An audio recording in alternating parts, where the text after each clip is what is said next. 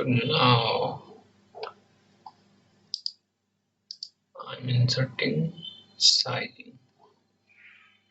Going to select this one, apply element size 2 mm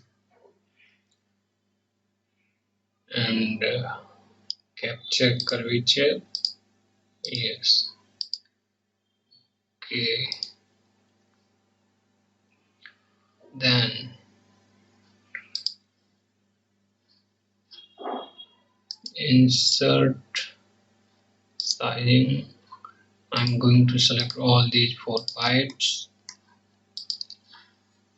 apply, and here element size I'm going to put 0.8 mm and capture curvature, yes, okay. Now I'm going to insert sizing, that will be face sizing for this.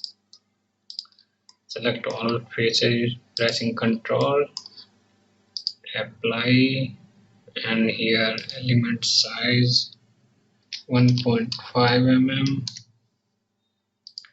capture curvature, yes, okay.